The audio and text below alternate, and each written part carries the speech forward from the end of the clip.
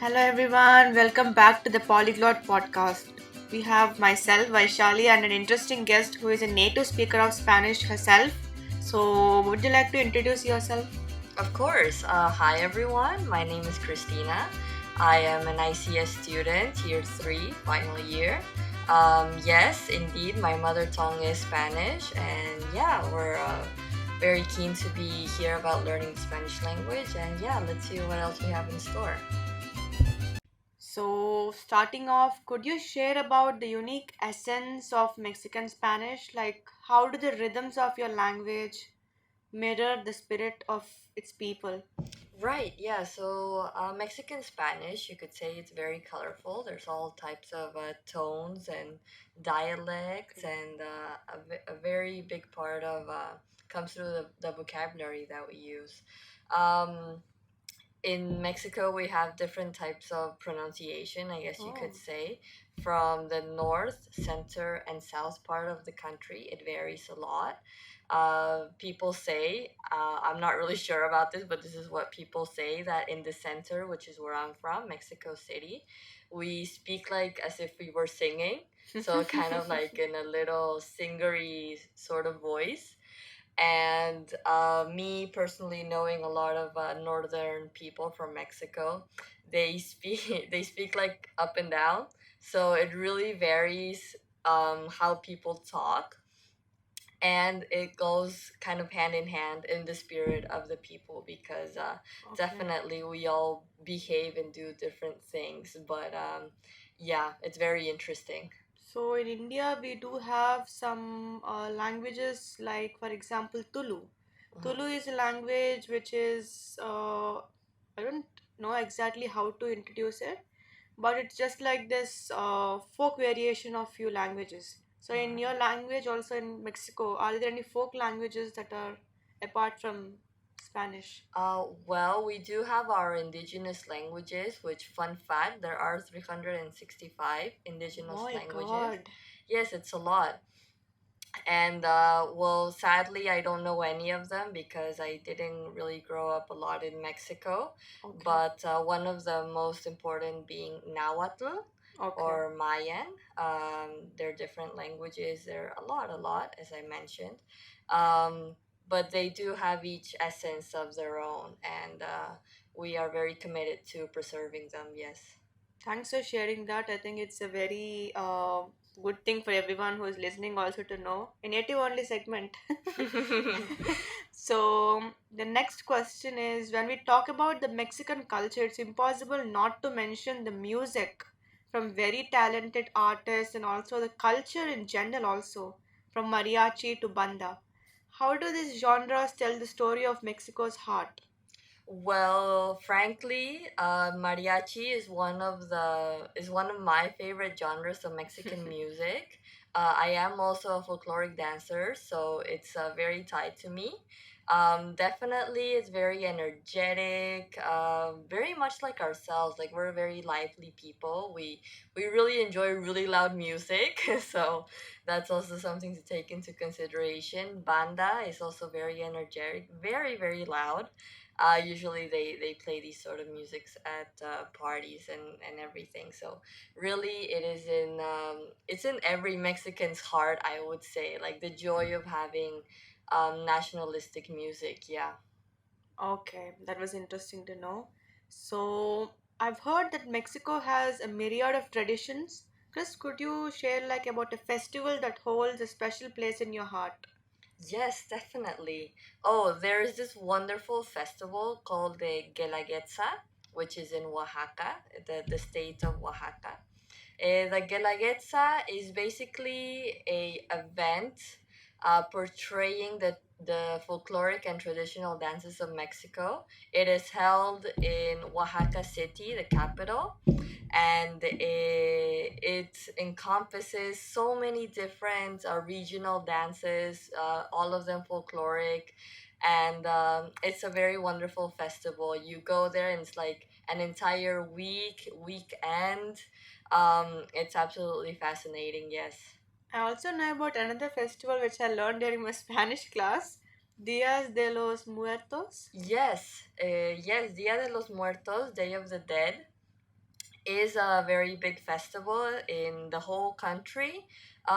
Maybe off of not in the north a lot. They don't celebrate it. It's more of the center and the south. Okay.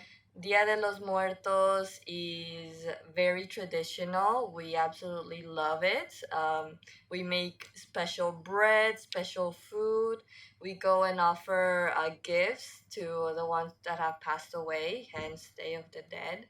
And it's sort of like a day of remembrance to, keep their memories alive of the people that are gone. And we hold it very dearly to our heart. Even while living abroad, me who has been living abroad for a very long time, everywhere I have lived, we put altars. So we call them Okay. altars for worshiping the dead. As I said, we bring them food, gifts, and all that good stuff. And it's very, very special for us, yes.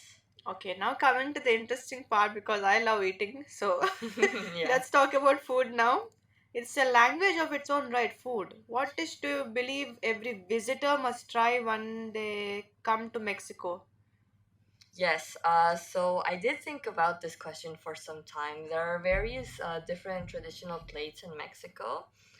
One of my favorites, and I guess the most, you could say, complete dish is the pozole. Pozole is kind of like all in one type of dish. It's like salad, main course, the sides are incredible. It's fantastic. So it's essentially a broth, a soup. It is cooked with meat. We also put maize grains, so corn grains, but specially preparated.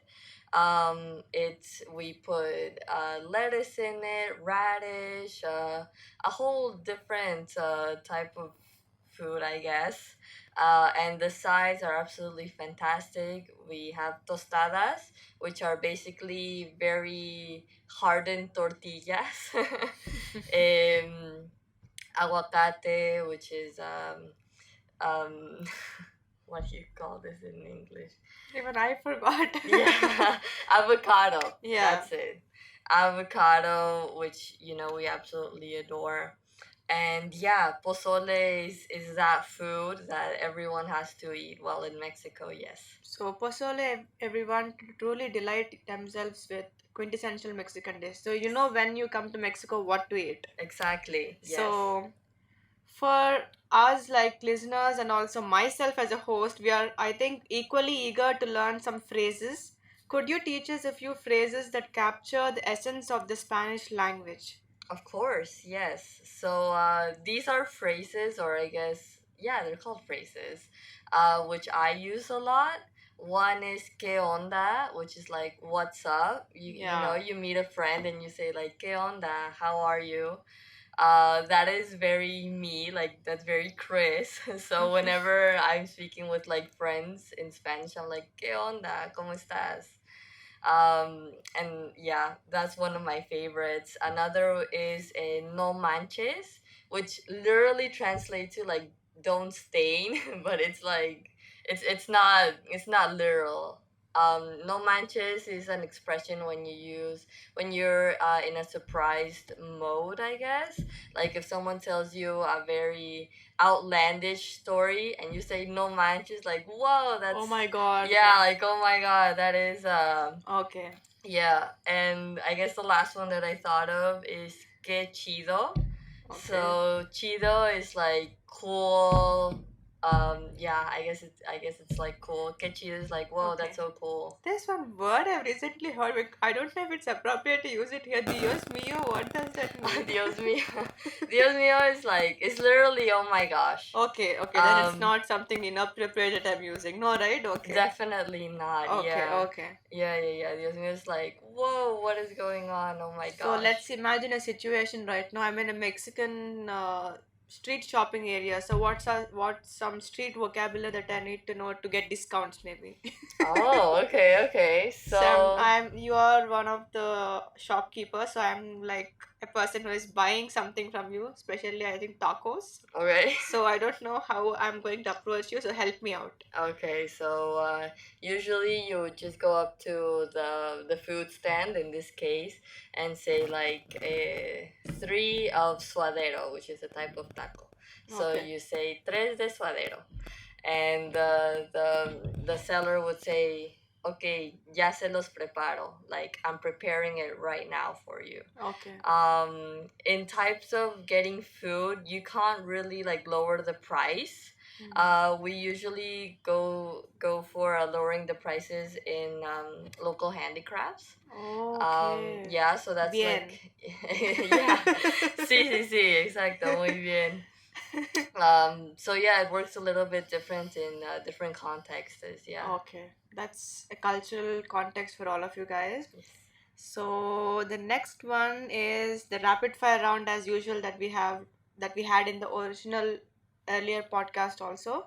So before that I have one last question before we go to the rapid fire round. What is the most favorite thing about Mexico? You can either talk about a famous figure, a cultural aspect that's close to your heart, the nature, whatever that pleases your heart.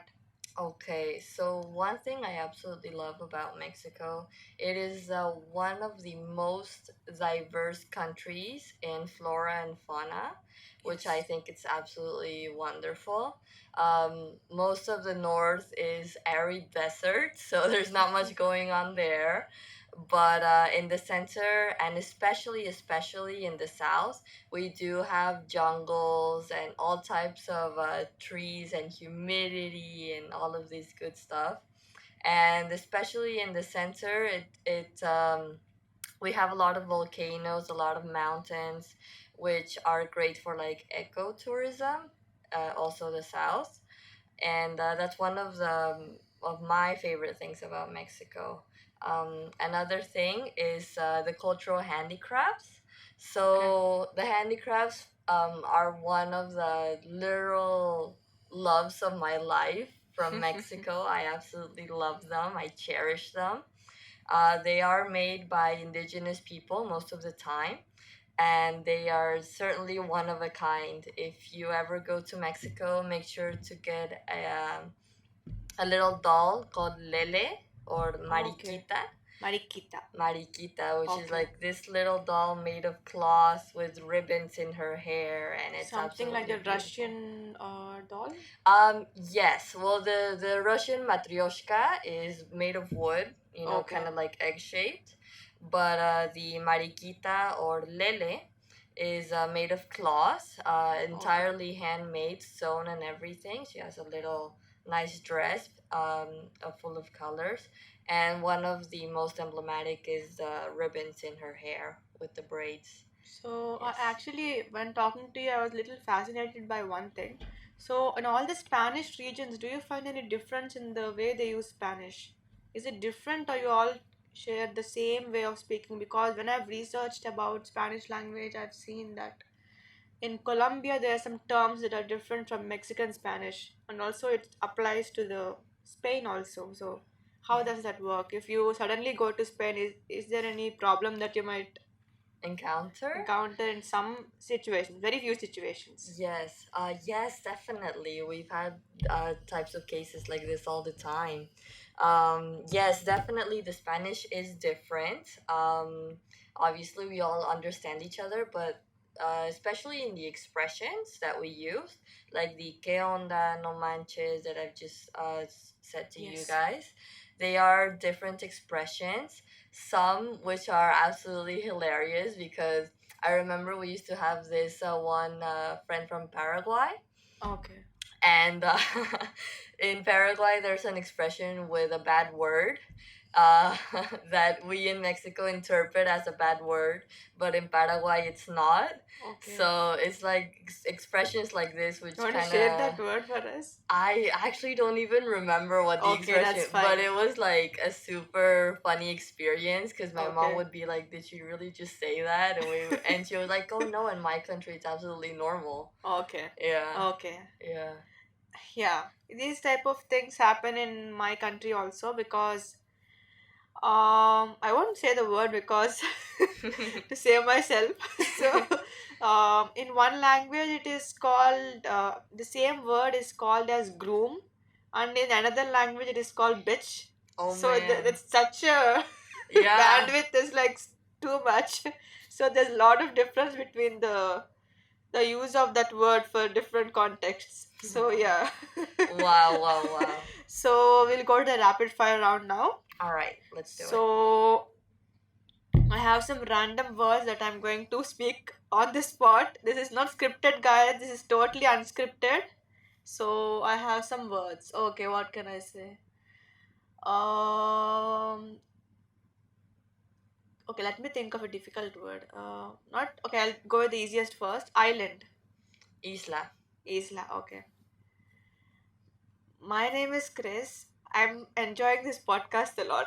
I'm sorry. No, it's fine.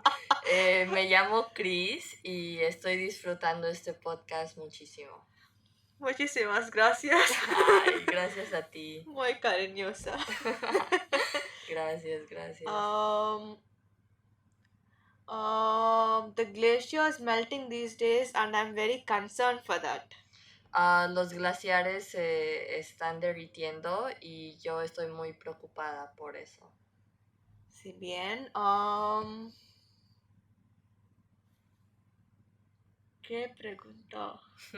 Uh, I would say, okay, let me make a complicated sentence right now. Oh Okay, no. okay. Um, what is your opinion on interviewing through Zoom and interviewing in person? Do you like it, or maybe you prefer the other way? You can answer, or you can just replicate this question in Spanish. Okay, whoa. Okay, I'll replicate it in Spanish then. ¿Qué piensas sobre grabar sobre entre Zoom o Teams, plataformas de computadora? ¿O prefieres hacerlo en vivo como lo estamos haciendo ahora? Okay, that Okay. was fast. That was very, very fast. Oh man. So, okay, let me think of one last sentence. What should I think? Okay, let me think of a famous dialogue actually. It's in, I think, I have to Google it right now, everyone. That's how unscripted this podcast is. So, it's a dialogue from Pride and Prejudice. Oh my goodness. It's a Pride and Prejudice for my favorite character, Mr. Darcy. I just hope it's not old English because that's gonna be a little hard. Okay. This is going to be a dramatized situation. Okay. You want to replicate it, I'll be speaking like Mr. Darcy because I like him. So, sorry everyone. So, you must know, surely, you must know it was all for you. You're too generous to trifle with me. I believe you spoke with my aunt last night, and it has taught me to hope as I scarcely allowed myself before. If your feelings are still what they were last April, tell me so at once. My affections and wishes have not changed. But one word from you will silence me forever. If, however, your feelings have changed, I'll have to tell you, you have bewitched me, body and soul, and I love you, love you, love you. I never wish to be parted from you from this day, or you're going to replicate that now. Wow, that's a tough quote. For the record, I am also reading this because it is a little bit lengthy. So let's see how this goes. Tú tienes que saber, definitivamente. Tú debes de saber que todo esto es para ti. Tú eres demasiado generosa para estar conmigo.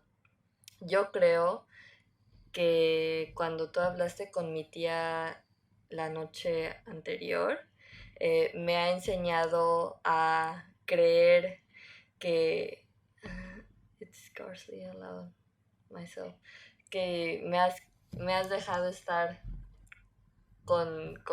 que tú te has dejado estar conmigo.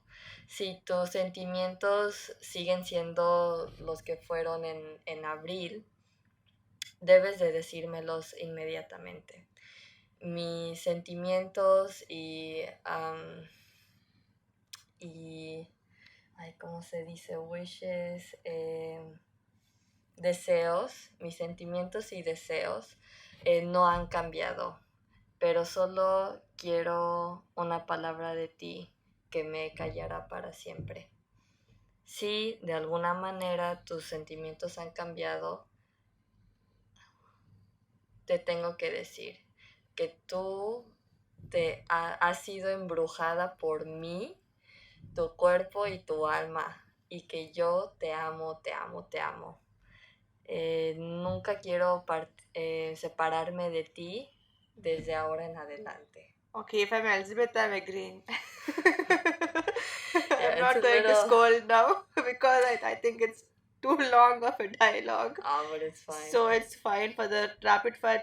Thank you very much for taking that much effort. Yeah, no problem. It's a bit long, and I kind of struggled through it, but it was cool. It You was did cool. a great job. Thank you. Estás muy bien. Sorry, Gracias. estás muy bien. Sorry. Not estos, not no estos. Sorry. No problem. So, lastly, I thank you a lot for taking time for this segment and to be a part of this show. So, and also the listeners, thank you very much for tuning in again to yet another episode. So, Yes, I am very, very happy to be here on the podcast. I am very grateful to be representing the Spanish language. I absolutely love my mother tongue. And as I always say, mother tongue should be preserved. Don't let English take over your mother tongue because that is no good. I hope you all enjoyed. And yeah, thank you guys. thanks once again. See you in the next segment.